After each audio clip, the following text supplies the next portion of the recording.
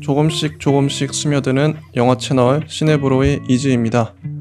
네, 안녕하세요. 반갑습니다. 오랜만에 찾아뵙네요. 지난주에 업로드를 못했죠. 제가 슬럼프에 빠진 것 같습니다. 안타까운데 원래 지난주에부터도 영화는 계속 보고 있었어요.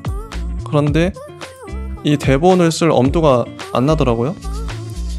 그동안은 글을 쓰는 게 너무 재밌고 자연스러운 행위였는데 글을 쓰는 게 요즘엔 어려워졌어요. 저도 좀 의아한 부분이긴 한데, 원래 혼자 방송을 하려면 원래 이동진 그 영화평론가님처럼 역량이 뛰어난 분이 아니라면 대본 없이 1시간 반, 1시간 동안 얘기하는 게 거의 불가능합니다. 깔끔하게 얘기하는 게요. 저희 방송은 편집을 안 하고 무편집으로 1시간 내내 얘기를 해야 되는데 대본을 항상 썼거든요. 근데 최근 들어서 대본을 쓰는 게 귀찮기도 하고, 이 귀찮다라는 느낌이 되게 중요해요.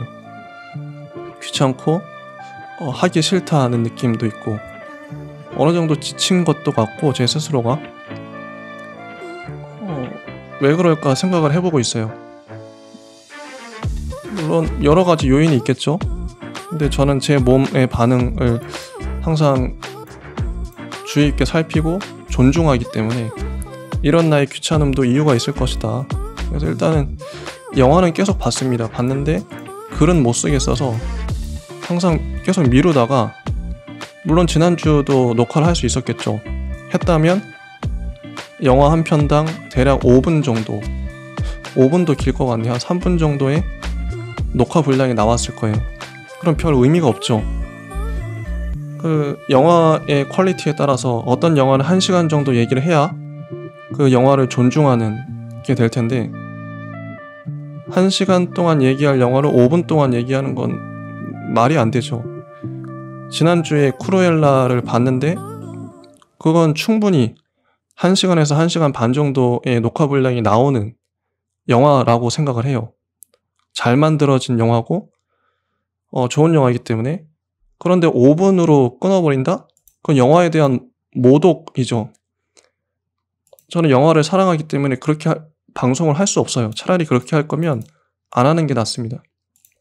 그런 맥락에서 최근에 봤던 영화들이 분노의 질주도 그래요. 그 한 편이 아니라 이 총 10편인데 이 10편을 5분 만에 얘기한다는 건 말이 안 되죠.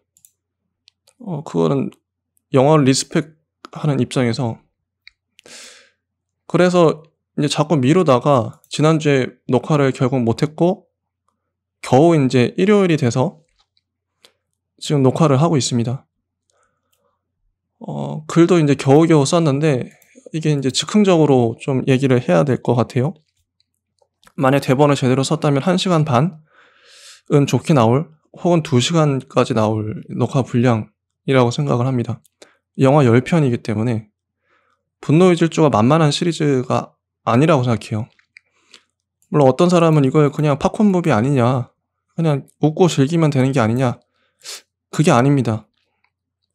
그냥 단순한 팝콘 무비였다면 전 세계적으로 이렇게 흥행할 리가 없겠죠. 이게 엄청난 돈을 벌어들인 시리즈고 인기도 많아요. 근데 그 이유가 있습니다. 많은 사람이 보는 이유, 그걸 정확하게 찝어내는 거.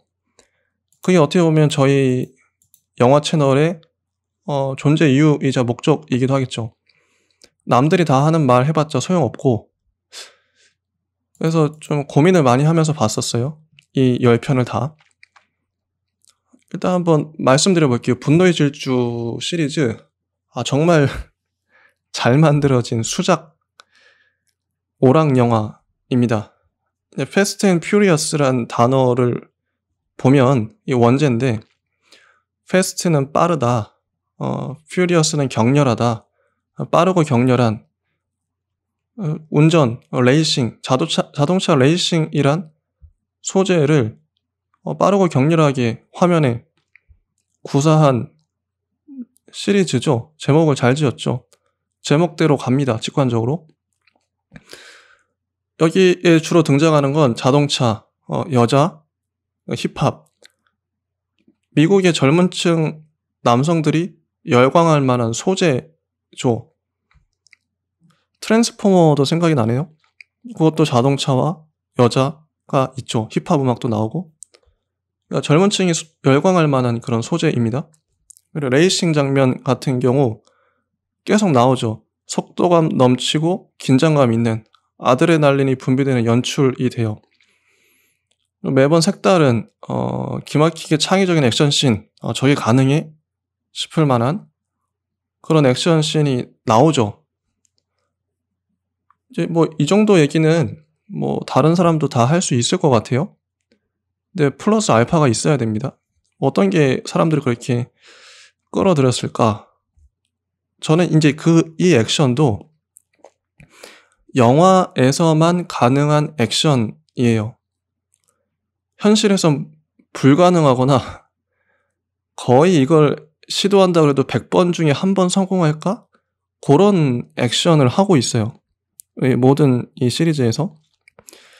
그 유튜브에 보면 그런 거 혹시 장면 기억하시나요? 그런 영상 중에 뭐 컵이나 아니면 뭐 물병을 던졌는데 우연히 물병이 딱 서고 그런 영상 아시죠? 혹은 모자를 멀리 던졌는데 옷걸이에 우연히 걸리고, 근데 그거는 영상에서는 우연히 된 거지만 실제에서는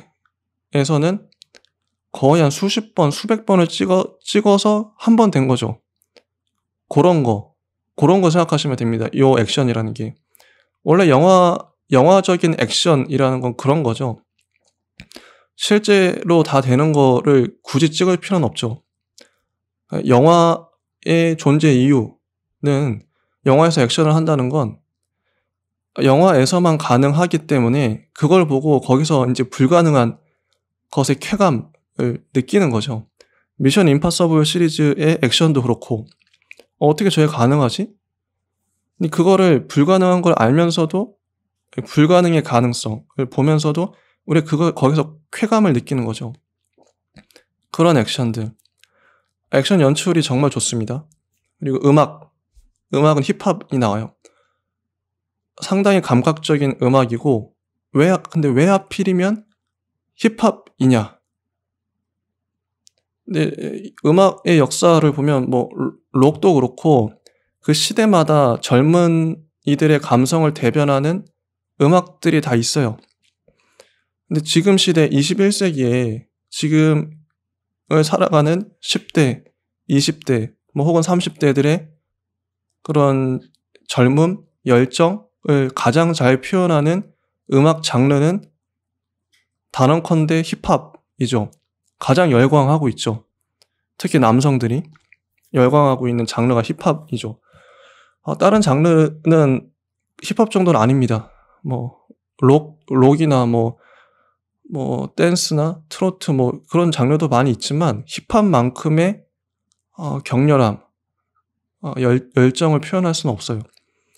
그래서 힙합이 쓰이는 거고, 그리고 실제 레이싱이라는 소재와 이게 소재뿐만 아니라 이 소재를 즐기는, 감상하는 그 관객층에게도, 타겟층에게도 적절한 음악인 거죠.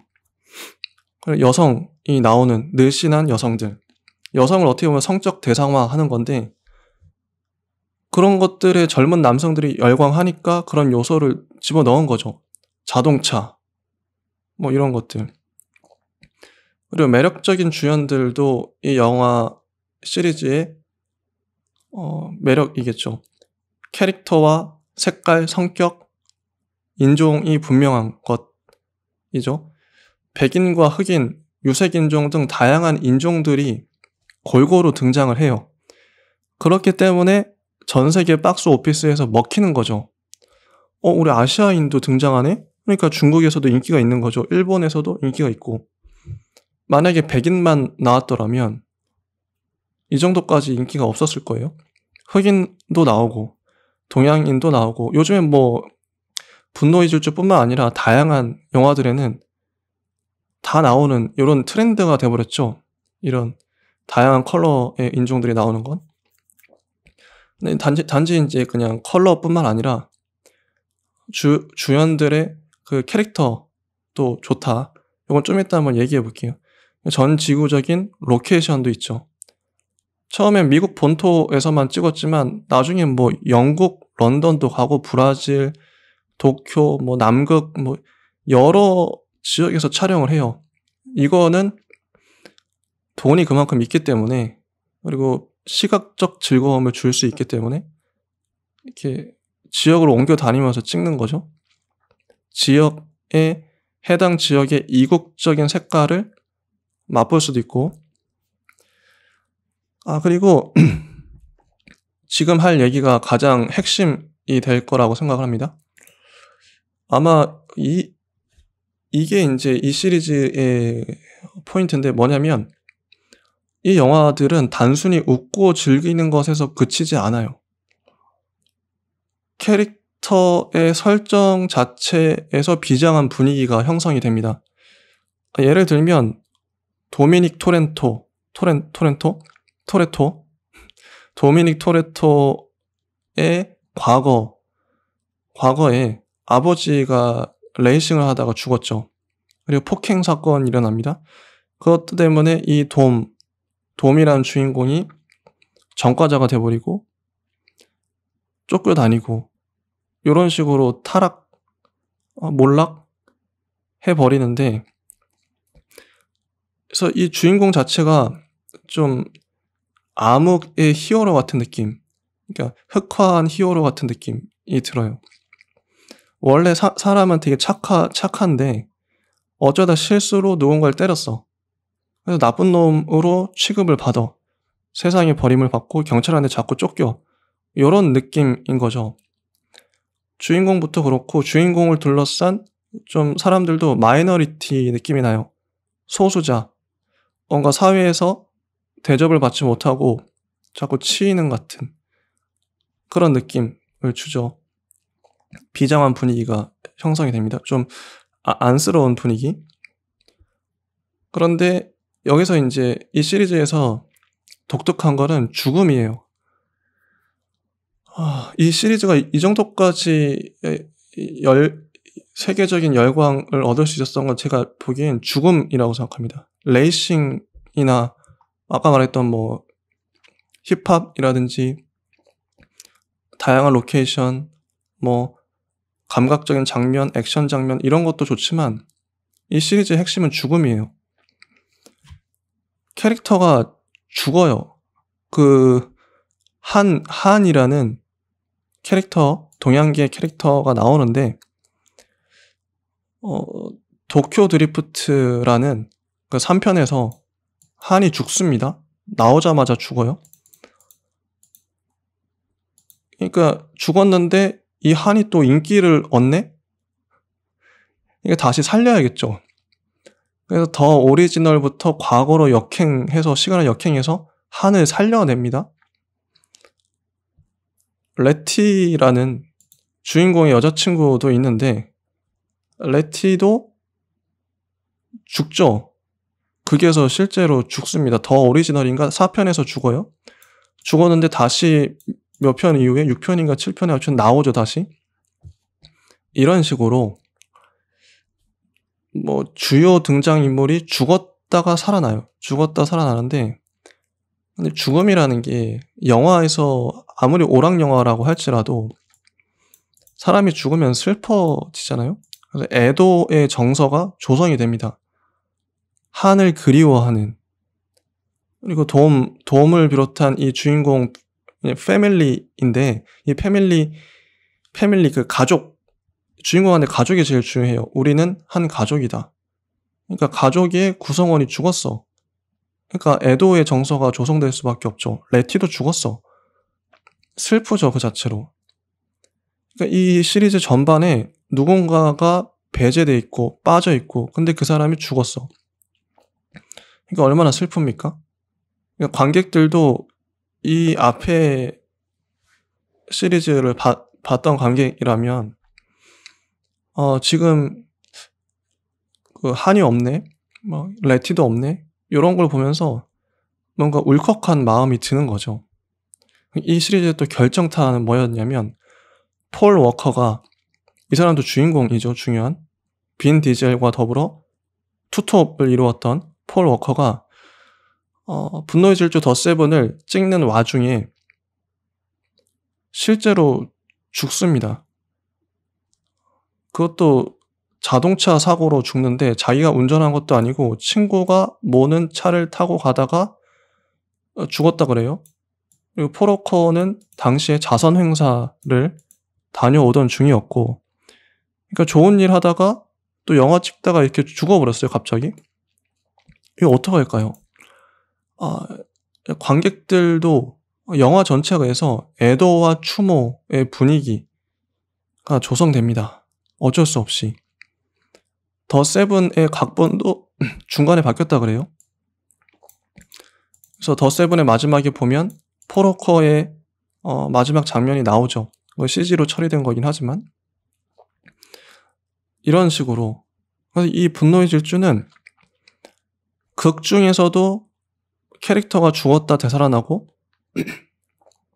실제로도 이 폴 워커라는 주인공이 죽는 바람에, 이걸 어떻게, 죽는 바람에, 그래서 그런 분위기가 형성이 돼요. 이게 그래서 이 시리즈를 관통하는 건 죽음입니다. 상당히 중요한 정서예요. 정서적인 측면을 한번 볼게요. 대부분의 오락 영화들은 뭐 캐리비안의 해적이나 미션 임파서블, 아니면 트랜스포머, 뭐 해리포터, 뭐 다양한 시리즈가 있죠. 오락 영화 한번 생각해 보세요. 어떤 정서가 느껴지십니까? 오락 영화는 기본적으로 액션, 재미가 있죠. 흥미롭죠. 근데 그 정도로 보통 대부분의 그런 오락 영화 팝콘 무비는 끝나요. 정서가 단순하다는 거죠. 정서의 결이. 그런데 지금 방금 말한 제가 말한 죽음이란 요소가 이 영화 시리즈의 전반을 지배함으로써 어떤 정서가 형성됐나요? 애도가 생겨났습니다. 뭔가 울컥하는 마음, 그리움, 슬픔, 통곡, 이런 정서가 생겨났어요. 근데 오락 영화에서 이런 건 맞지 않거든요, 원래. 누가 슬픔을 느끼려고 오락 영화를 봅니까? 내가 즐겁고 재밌고 그냥 깔깔깔깔 웃고 흥분하기 위해서 보는 거죠.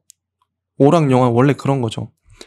그런데 이 분노의 질주 시리즈에는 죽음이란 요소가 있기 때문에 애도와 슬픔, 한탄, 이런 감성이 플러스가 돼요. 그런데 그 플러스를 사람들이 감당하고 오히려 더 즐기죠.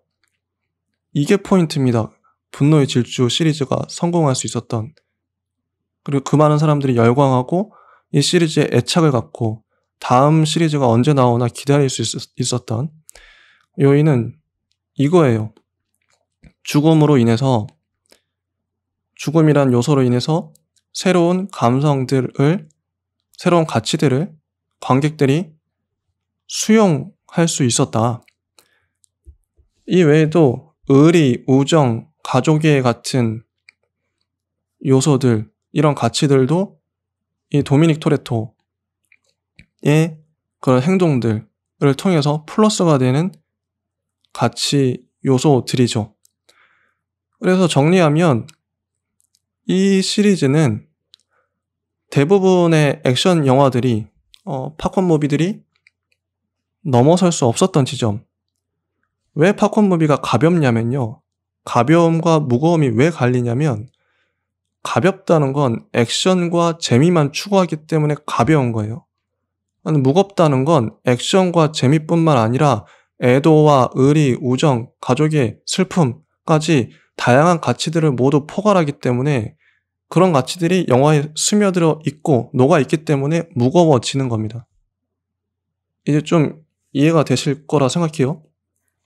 그래서 이 시리즈가 성공할 수 있었고 롱런할 수 있었습니다. 아마 이런 얘기는 다른 데서 안 했을 것 같아요.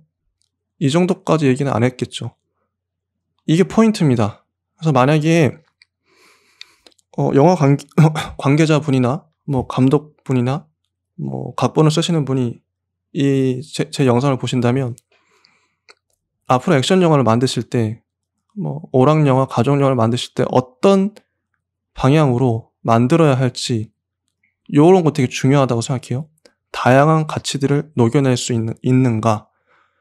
근데 이 시리즈는 실제로 인물들을 죽였다 살리기도 하지만 캐릭터를 죽였다 살리기도 하지만 실제 폴 워커가 죽는 바람에 전설이 돼버린 겁니다. 자, 그리고 또 그 외에 이제 이게 가장 컸던 이야기였고요. 다른 얘기도 한번 해볼게요. 도미닉 토레토라는 그 주인공 빈 디젤의 중심으로 전개되는 이야기예요. 이 도미닉이란 캐릭터를 한번 생각해 볼게요. 분노의 질주는 얼굴의 영화입니다. 얼굴의 영화. 주인공들의 얼굴을 한번 가만히 떠올려 보세요. 주연들의 얼굴이 이 영화의 설득력입니다. 정말 잘 뽑았고 뭐 연기도 잘했고 캐릭터성도 좋아요. 자, 도미닉이란 캐릭터부터 한번 볼게요. 캐릭터 분석을 한번 해봅시다. 빈 디젤이 맡은 도미닉 토레토는 어떤 캐릭터인가? 무게 중심을 잡고 든든히 버텨주는 그 아버지 같은 아버지예요. 아버지. 이 사람은 범죄 경력이 있는 범죄자로 낙인 찍혔지만 마음이 착해요. 또 사람이 덩치도 크고 힘도 세고 한데 마음이 또 착해. 얼굴도 실제 되게 순하고 착해요. 뭐 행동은 좀 거칠지 몰라도 가족을 중요하게 생각하고 의리가 있는 사람입니다. 그리고 도미닉은 누굴 만나든 마치 블랙홀처럼 경찰마저도 자기 편으로 만들어버려요. 그리고 싸웠다 하면 엄청난 괴력의 소유자라서 힘으로 밀어붙여서 이겨버립니다. 이런 캐릭터인 거죠. 아버지죠. 강인하면서도 부드럽고 자상하고 인자한. 또 친근하게 생겼어요, 사람이. 머리를 항상 빡빡 밀고 다니는데 이런 스타일이 잘 어울립니다, 실제로. 그리고 또 중요한 게 빈 디젤은 웃는 모습이 참 예뻐요. 참 예쁘고 중저음의 목소리가 무게감 있게 들립니다. 만약 빈 디젤의 목소리가 가늘고 높았다면 이 정도까지 무게감이 안 생겼을 거예요. 근데 실제 자기 목소리가 되게 중저음으로 낮게 내릴까 하니까 이 사람이 무슨 말만 한마디 하면 집중해서 듣게 돼요. 목소리 정말 좋습니다. 전형적인 리더상이다. 빈 디젤은. 이 사람이 무게중심을 딱 잡아주고 그 다음에 이제 투톱으로 갔던 게 폴 워커죠. 브라이언 역할을 맡았던 폴 워커는 전직 경찰이에요. 처음에는 이제 빈 디젤을 잡으러 들어갔다가 1편에서 빈 디젤과 친해지죠. 우정이 생깁니다. 꽃미남 상이에요. 얼굴이 꽃미남이고 잘생겼어요. 나중에 돔의 베스트 프렌드가 돼서 사건을 해결해 나갑니다. 그리고 미아 토레토는 돔의 여동생입니다. 미아의 얼굴도 가만히 보시면 이목구비가 뚜렷해요. 전형적인 미인상이에요. 처음에 이제 1편부터 나왔으니까 그냥 예쁜 사람을 뽑았을 수도 있겠다 싶어요. 근데 이 미아도 특유의 분위기를 풍기면서 브라이언과 연인이 되고 어떤 단순한 섹스 어필하는 그런 캐릭터가 아니라 뭔가 캐릭터가 입체성을 가지게 되는 거죠. 사건을 주체적으로 해결하고 레티도 있어요. 레티 오티즈. 미셸 로드리게스가 연기한 레티는 돔의 여자친구죠. 레티는 죽었다 살아나기도 하고 이 레티의 얼굴이 진짜 독특합니다. 묘하게 매력적인 얼굴이에요. 얼굴이 보시면 아시겠지만 되게 강인해 보이는데 입술도 좀 두툼하고 피부도 까무잡잡하고 근데 야성적으로 생겼죠. 그래서 만약 시간이 된다면 분노의 질주 시리즈의 이 얼굴들 분석하는 것도 되게 흥미로운 작업일 것 같아요. 레티의 얼굴도 독특합니다. 그리고 로만 피어스는 개그 캐릭터예요. 웃기죠. 역할이 다 있어요. 개그 캐릭터. 근데 테즈 파커는 해커. 전자장비를 능숙하게 다루고 차량 튜닝을 담당하고요. 성가은이 맡은 한은 한국계 미국인이라고 하는데 인기 캐릭터가 됐어요. 실제 도쿄 드리프트 보면 한이 되게 멋있습니다. 분위기도 있고 이 사람도 되게 호감형이에요. 진짜 호감형입니다. 그리고 지젤 하라보, 갤가돗이 맡았죠. 한의 연인, 미인이에요. 상당히 미인입니다. 키도 크고. 그리고 루크옵스, 드웨인 존슨이 맡은 이 루크옵스도 이 사람도 상당히 매력적인 근육질 요원입니다. 근육질 요원으로 나와서 루크옵스는 그래서 시리즈에 거의 매번 등장을 했죠. 요번에 그 9편엔 더 얼티메이트에는 어떤 외부적인 불화가 있어서 나오지 못한 것 같은데 하여튼 인기 캐릭터고 진짜 근육질 요원인데 힘도 세고 싸움도 잘합니다. 머리도 좋고. 그다음에 데카드 쇼, 제이슨 스타뎀. 이 사람도 정말 싸움을 잘해요. 거의 6탄전의 천재다. 영국 특수부대 출신 킬러죠. 그다음에 미스터 노바디는 커트 러셀이 맡고.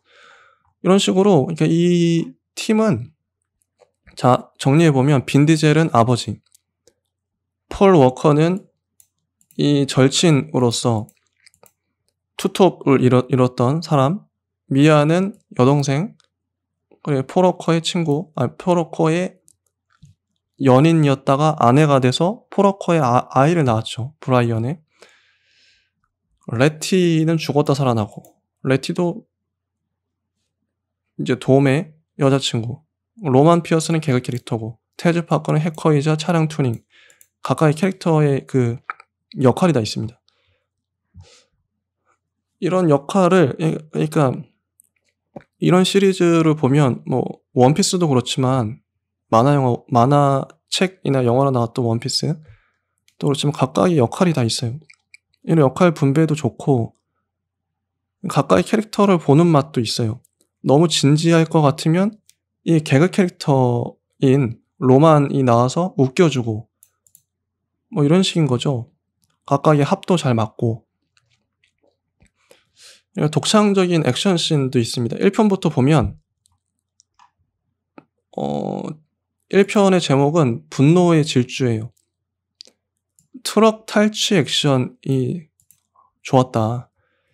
트럭이 달리는데 그 달리는 트럭을 앞좌석 쪽으로 차를 몰아서 앞좌석에 있는 유리를 와이어로 빼내고 그 앞좌석에 그 갈고리를 싸서 그 앞좌석에 매달려가지고 운전자를 기절시키고 트럭을 뺏어버리는 거죠. 그러니까 분노의 질주 시리즈는 어쨌든 액션 영화이기 때문에 액션 시퀀스를 어떻게 구성하느냐. 좋은 액션의 모범은 예전에 그 매트릭스라고 생각해요, 저는. 매트릭스가 좋았던 이유는 뭐 여러 가지가 있겠지만 얼마나 창의적인 액션 씬을, 창의적이라는 건 그 전에 한 번도 못 본, 어디서도 보지 못한 깜짝 놀랄 만한 액션 시퀀스를 구성해내는 것이죠. 매트릭스를 보면 총알이 날아오는데 슬로우 모션으로 360도 카메라가 서서히 돌아가면서 키아누 리브스를 비추고 총알을 피해요. 그런 액션씬은 매트릭스 이전에 없었습니다. 그 시리즈를 통해서 그런 촬영 기법이 광고에도 나오고 무수히 많은 매체에서 응용이 됐죠. 그런 게 창의적인 액션인 거죠. 사실 액션 영화는 창의적인 액션 씬만 구성해도 됩니다. 이미 어디선가 봤던 액션을 하는 순간, 연출하는 순간 진부해져 버리죠. 그래서 액션 영화도 만들기가 상당히 어렵고 까다로운 장르이기도 해요.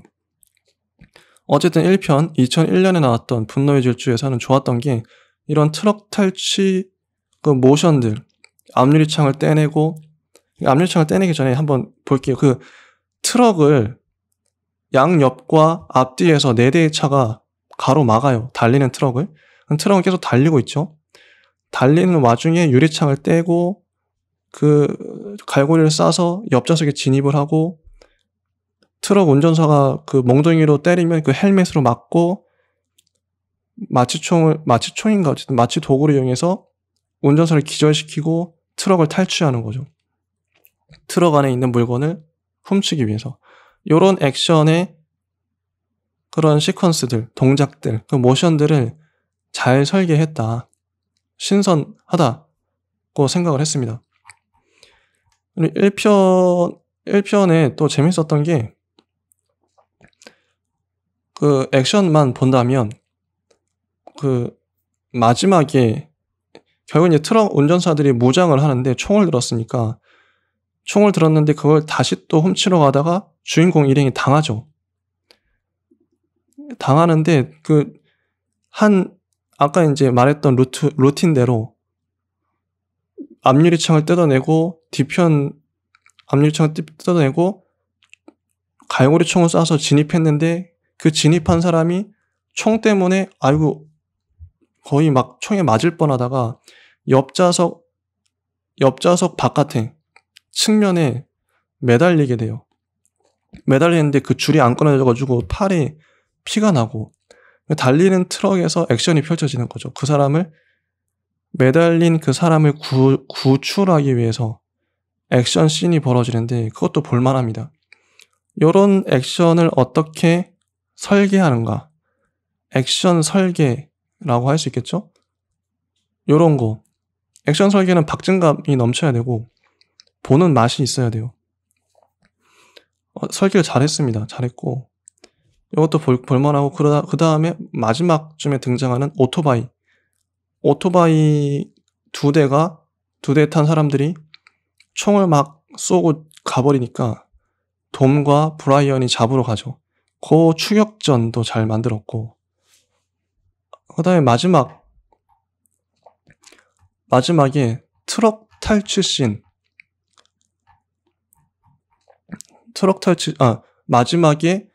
마지막에 이제 길거리 레이싱이 펼쳐집니다. 레이싱이 이제 이 돔과 브라이언이 저기 앞에 한 400m 앞에 그 신호등까지 달리자. 마지막에 이제 달리게 되는데, 400m 시점에 열차가 달려와요.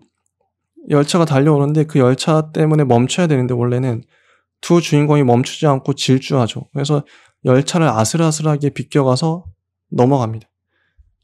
요런 액션씬. 여기 아직까지도 회자되는 철도 건널목 400m 경주 액션씬. 아직까지도 회자되는 그런 명장면이라고 해요. 자, 그리고 이제 1편은 되게 중요한데, 모든 시리즈에. 왜냐면 시리즈의 기반을 닦아야 되니까 1편이 성공해야 2편도 만들어지겠죠. 1편에서 그래서 자동차 액션의 본질의 맛을 잘 살렸다. 연출 되게 좋습니다. 연출은 이제 찍는 거죠. 같은 거를 해도 자동차의 속도감이 느껴지게 잘 찍었어요. 그리고 주요 인물들의 매력을 어필할 수 있었죠. 잠입경찰 브라이언과 미아의 러브라인, 브라이언과 도미닉의 우정, 마지막에 도미닉을 보내줬죠, 브라이언이. 도미닉과 레티의 사랑을 보여줬죠. 잘 어울리는 커플 보여줬죠. 한밤중에 길거리 레이싱도 보여줍니다. 레이싱 영화의 본질에 충실한 재현이라고 봐요. 실제 미국에서 이런 길거리 레이싱이 있는지 궁금하긴 한데, 4명이 동시에 경주합니다. 근데 인종 쿼터가 잘 됐죠. 백인, 흑인, 황인, 다양한 인종들이 동시에 달려요. 이런 거. 근데 여기서도 포인트가, 브라이언의 차 본닛을 열어보고 자동차 부품 관련한 전문 용어를 배우가 내뱉어요. 대부분의 관객들은 그게 뭔지도 모르지만 전문 용어에 혹해서 바라보게 되는 거죠. 1편은 좋았습니다. 잘 만들어진 수작이라고 생각해요. 근데 이 편은 패스트 앤 퓨리어스 2라는 제목으로 나왔는데 자동차가 떼거리로 나오는 씬이 있고 자동차에서 사람이 튀어나가는 씬도 있고 배 위로 자동차가 돌진을 해요. 이 편은 생각보다는 이렇게 뭐 잘 모르겠는데 어쨌든 그냥 뭐 그랬습니다. 저는 이 편에서는 그 주인공인 돔이 안 나오고 브라이언만 나와요. 포로커만. 보니까 왜 돔이 안 나왔냐면 당시에 빈 디젤이 트리플 X인가 다른 영화를 찍고 있었대요. 그래서 빠지는 바람에 브라이언만 주연으로, 브라이언과 당시에 처음 등장한 캐릭터가 아마 로만 피어스일 거예요. 개그 캐릭터가 돼버린 로만 피어스와 브라이언의 브라더후드 액션인 거죠. 어쨌든 이런 거였고, 그다음에 3편 이런 식으로 이 시리즈에서 한 명 한 명의 사람이 투입되고 실제 그 배우의 스케줄에 따라서 그 배우가 나오기도 하고 안 나오기도 하고 재밌죠. 근데 이걸 맞춰서 각본을 또 쓰고 3편은 패스트 앤 퓨리어스 도쿄 드리프트라는 제목인데 이 영화에서는 브라이언도 안 나오고 돔도 안 나옵니다. 주 투톱이 안 나오는 상태에서 한이 중요해요. 한이 앞으로도 계속 나오니까요. 근데 한도 죽어버리죠. 각본상 죽여버렸죠. 이렇게 인기 있을 줄 모르고. 어쨌든 그런 좀 외전격으로 여겨지는 시리즈가 돼버렸는데 드리프트가 주요한 소재였죠. 주차장 드리프트, 산 언덕 드리프트, 도심지 드리프트, 뭐 이런 드리프트의 향연이 이루어지는 게 3편입니다. 도쿄 시내 한복판에서 도쿄는 그런가 봐요. 신주쿠나 세부야 같은 데인 것 같기도 한데 거대한 그 교차로에 그 횡단보도에 불이 바뀌면 사람들이 동시에 확 지나가는 것 같아요. 동시에 지나가는데 거기를 주인공들이 드리프트해서 신호를 무시하고 가버리는 거죠. 이 장면이 앞걸입니다. 사람들이 모세의 그 바다가 갈라지는 것처럼 홍해가 갈라지는 것처럼 사람들이 쫙 갈라지면서 이게 CG로 처리했다 그러는데 드리프트 하면서 횡단보도에 사람들이 쫙 갈라지는 모습. 이게 앞권이었어요. 요런 액션씬 연출. 요런 거 좋았다. 4편부터가 스케일이 좀 커지죠. 리부트 되는 느낌이에요. 레이싱보다는 오히려 좀 뭐랄까 액션에 더 집착하게 되는 것 같은. 분노의 질주 더 오리지널이란 제목인데 레티가 여기서 죽죠. 초반에 유조차 탈취 액션이 앞권입니다. 유조차가 불이 붙어가지고 위에서 퉁퉁거리면서 굴러내려오는데 그거 사이로 절묘하게 돔이 지나가는 액션. 이거 보면 정말 손에 땀을 쥐는 액션입니다. 그리고 좁은 터널을 빠른 속도로 아슬아슬하게 질주하는 씬도 압권이에요. 마지막에 흑인 빌런을 정면으로 들이받아 죽이는 씬도 볼만했고요.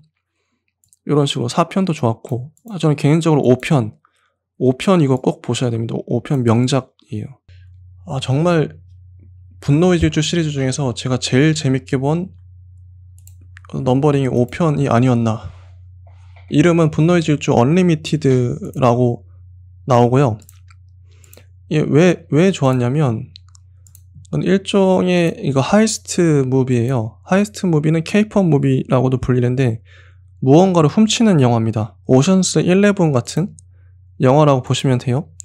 여러 명의 다양한 색깔의 인물들이 무언가 뭐 돈이든 뭐 다이아몬드든 하나의 정해진 목표를 훔치기 위해서 계획을 하고 각자의 역할을 나눠서 치밀하게 계획을 세워서 침투하고 결국에 훔쳐내는 그런 게 K-pop 무비인 거죠.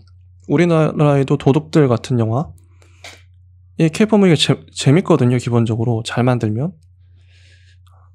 감성을 잘 조성한 것 같아요. 그래서 브라질이 배경이기도 하고 홉스가 처음으로 등장합니다. 이 홉스란 경찰도 상당히 매력적인, 나중에 이제 홉스는 드웨인 존슨인데 나중에 빈 디젤, 도미닉 토레토와 아군이 되는, 친구가 되는 그런 멋있는 인물이죠. 처음에 이제 등장하는 액션씬이 달리는 기차에서 자동차를 훔치는 씬. 이것도 잘 만들었어요. 어떻게 달리는 기차에 바로 차를 동시에 그 속도를 맞춰서 달리면서 기차 옆을 뚫어내고 자동차를 훔치고, 그리고 기차에서 이제 또 4분 잃어가지고 그 브라이언이 기차에 대롱대롱 매달려 있으니까 그거를 떨어지기 직전에 기차가 막 달려가는데 앞에 다리가 나오고 다리에 그 부딪히기 직전에 도움의 차로 브라이언이 뛰어내려서 차에 타고, 그 절묘한 차에 탔는데 그 차가 또 하필 언덕이어서 물 아래로 떨어지고 물에 빠지고, 이 장면이 되게 압권입니다. 잘 만들었어요. 경찰서를 터는 건데 금고를 통째로 들고 질주하는 장면이 압권입니다. 금고 액션인데 금고가 무진장 큰데 그거를 줄로 매달아가지고 대롱대롱 이제 움직이면서 가는 게 웃기기도 하고, 그거 자체로 액션이 만들어져요, 장면이. 그리고 마지막 반전도 인상적이죠. 이거 꼭 보세요. 5편 좋았고, 그 다음 6편 분노의 질주 더 맥시멈.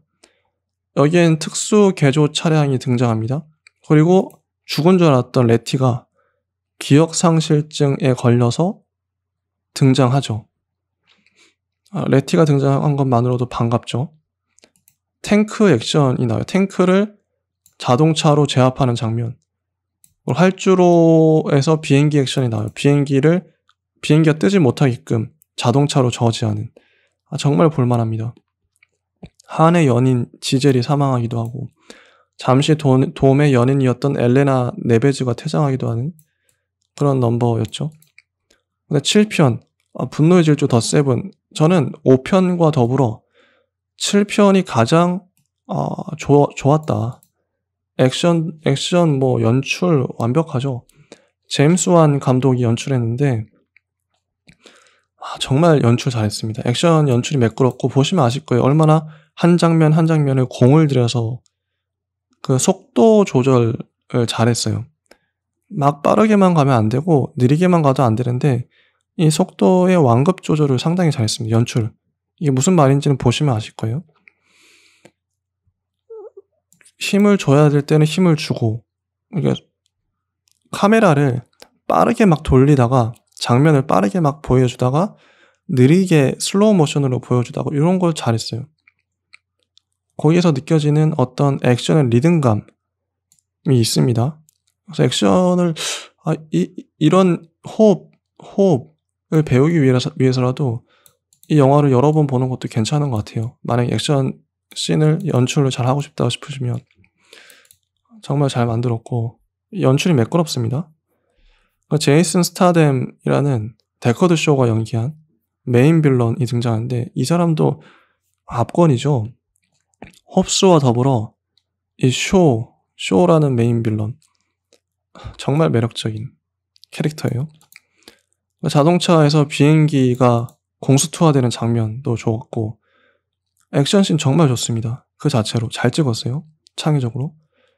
폴 워커가 실제 죽음으로 인해서 영화상에서는 폴 워커가 가족에게로 돌아가는, 미아가 자식을 이제 2명을 낳거든요.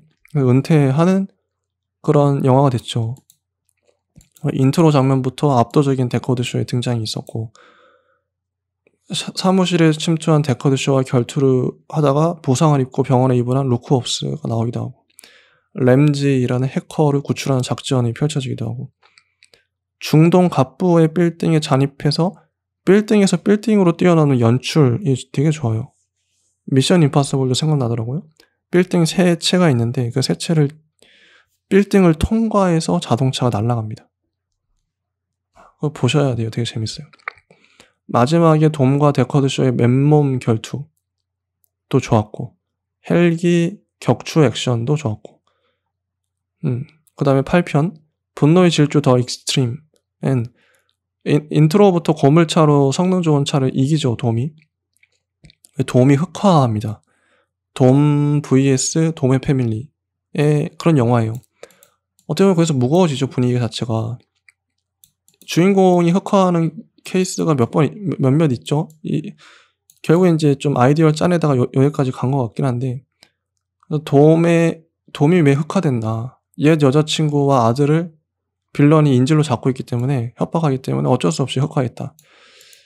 그래서 데커드 쇼의 탈옥을 저지하는 홉스와의 감옥 액션 씬도 좋았고, 도심 한복판에서 무선으로 무수한 차량을 조정하는 그 씬도 있어요, 빌런이. 사람이 안 타 있는데 차들이 막 움직이죠. 이 씬도 압권입니다.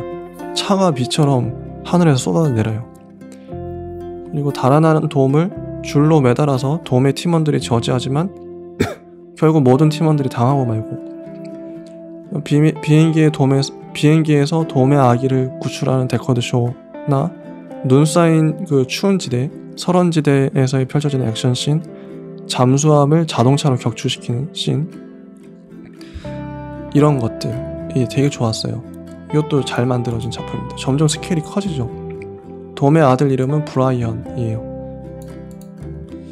그 다음에 마지막 외전격인 분노의 질주 홉스 앤 쇼는 육체를 강화한 인간이 빌런으로 등장하죠. 그리고 데커드 쇼의 여동생 해티 쇼도 나오고, 홉스와 쇼가 이게 말로 싸우는 거, 요 티키타카 하는 것도 포인트고, 6탄전, 자동차 액션도 좋지만 몸으로 싸우는 액션, 맨몸 액션이 나와서 보는 맛이 있다. 마지막에 홉스가 헬기를 손으로 끌어당기는 액션이 포인트이기도 해요. 요 정도로 이 분노의 질주 시리즈를 정리하면 될 것 같긴 한데, 뭔가 많이 아쉽죠. 제대로 분석하려고 그러면 끝이 없을 것 같아요. 최근에 나온 더 얼티메이트도 창의적인 액션 씬이 있습니다. 자석을 이용한 액션 씬과 결국 우주까지, 차를 타고 우주까지 나가요. 어디까지 가나 한번 보자, 이런 건데, 그 자체로 뭐 엉뚱하고 황당무계하기도 하지만 이 시리즈의 묘미는 그런 걸 즐기는 거니까, 앞으로 10편과 11편 이 마지막 두 개의 작품이 남았는데 어떤 식으로 액션 씬을 만들어낼지. 이제 우주까지 갔으니까 그 다음은 뭐가 될지 모르겠네요. 지구의 멸망을 막을까요? 그거 나오겠다. 이제 혜성이 지구에 부딪히려고 그러는데 그건 못 부딪히게 딥 임팩트처럼 이렇게 만들 수도 있겠네요. 스케일도 크고 얼마나 좋아요. 그리고 주요 캐릭터들이 죽었다 살았다 막 이러고 있는데 어떤 캐릭터가 또 죽을지도 모르겠네요. 10편, 11편쯤에 가서. 요 정도 예상해 볼 수 있을 것 같고, 이제 어쨌든 이 돔의 패밀리가 다 행복했으면 좋겠어요. 참 좋은 시리즈라고 생각합니다. 영원히 남는 시리즈고, 액션씬 연출 정말 잘하고, 그렇습니다. 여기까지 할게요. 지금까지 조금씩 스며드는 영화 채널 시네브로의 이지였습니다. 감사합니다.